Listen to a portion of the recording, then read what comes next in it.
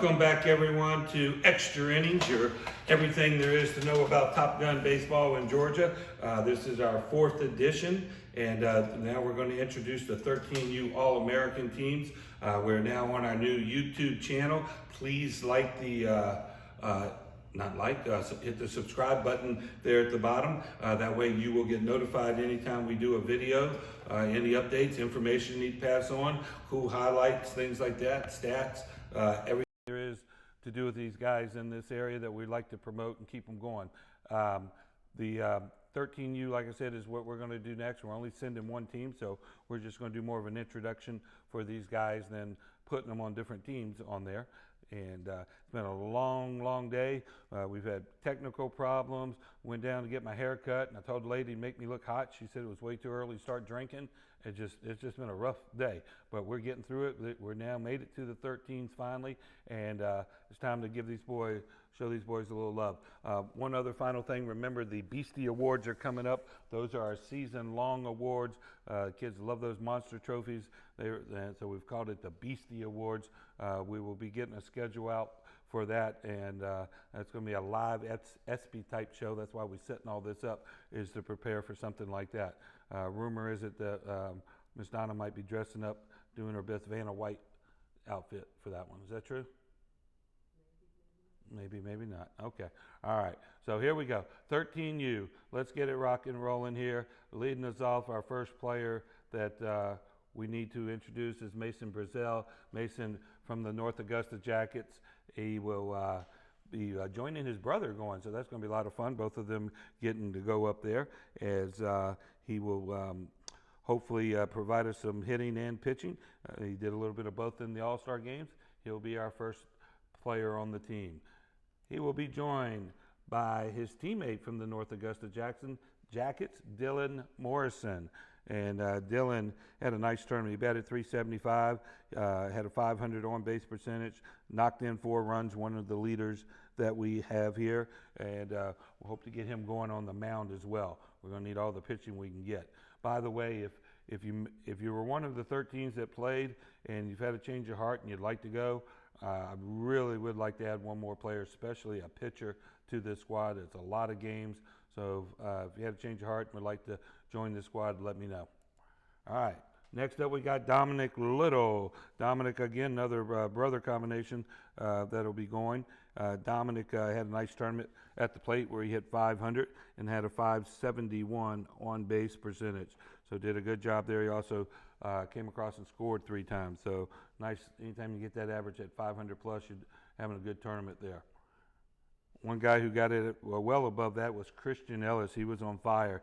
He batted .625, which ties the leaders of those that are going up here with us. He also had a .750 on-base percentage as well.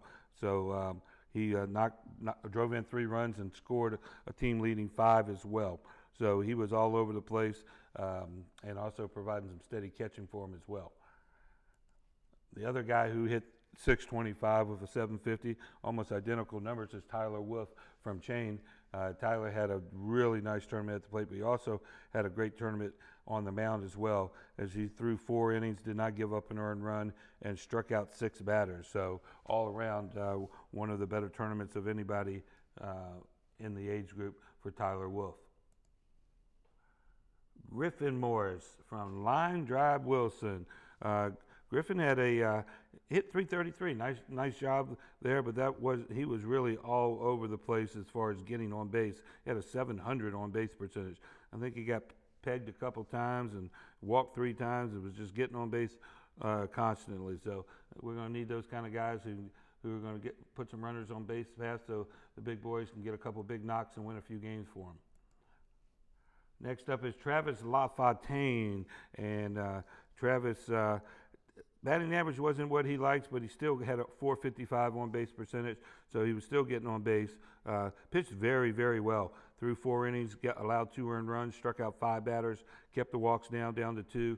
So a little stronger game on the mound, but Travis is capable of winning an MVP in this, and either hitting or pitching whenever he gets hot. Landon Edwards from the Line Drive Wilson. Let's see. Mr. Edwards, he was very, very good on the mound. I'm glad to see we got some guys who were pitching well. Landon threw 5 innings, gave up 2 earned, and struck out 5. So he had a strikeout per inning pitch there. And again, a key number there is he walked 1. He kept that ERA, the base on balls, and whip down, not putting a lot of runners on base. So great job from Landon. Jasper rushing from the short porch. Jasper will be headed up that way, and he has a very good potential of a bat. He knocked in 3 runs in this last tournament. When he gets a hold of them, he can hit them as far as anybody, and we're going to need someone to come up with some big clutch hits in the big moments. So Jasper will be representing the short porch. Next up, we've got Patrick Little. Patrick was at 400 in the past tournament, straight 4 across the board. Didn't draw any walks. He likes to swing, it looks like, but he will be joining his brother Dominic. Dominic got him at 500 last time, so let's see if we can get them push themselves to 5 and 6. Little brotherly competition, help them perform even better. But both guys hit the ball really, really well, and we're going to need that kind of production again. And finally, we got Coach's son, Bryce Evans. Bryce has played a lot of Top Gun, been playing up most of the time. Got to play in his age group a little bit this time. Hit 375 with a 500 on-base percentage, so did a really good job there of getting on base. He also knocked in 4 runs, which is tied with Dylan for the lead of the group that's headed up that way. So Bryson will be one of the players that Coach will be depending on. So there you go. You've got your lineup there. We got 11 guys. Like I said, with the COVID and then the number of games and everything, we do have room for another player on here at the 13s. Only looking right now for guys that were in the All-Stars. We had a few that were on the fence, and hopefully maybe they can change their schedules around a little bit and make it and help represent this team. All right, guys, so before you leave, go down after you subscribe.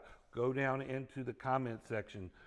Put in the name of your favorite player that you want to vote for MVP, and of all the subscribers that we have, we're going to do a special giveaway. I know we're going to at least give away a cage jacket. We'll probably give away a hat, some of the shirts, some cool stuff.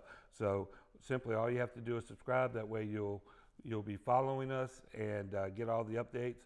And then the subscribers get some extra bonuses like some contests and giveaways and things like that too.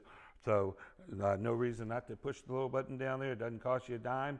And what our goal is to get this thing built up, guys. We're working on doing player profile pages where each player will have a history of what they've done from their velocity from young age, awards, videos, all-star appearances, all-American honors, all that good stuff. So we're going to do that by switching this platform over here. Need your support. We need to share this Facebook page and get as many subscribers as possible. That's what builds it up into the queue where more people will see it, and then we can get more content in there for you.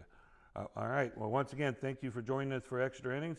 We're probably going to repost the 8s and 9s, but we'll be working on that for you as well as introducing some of those players up for the Beastie Awards. All right. Like a great closer, we are done.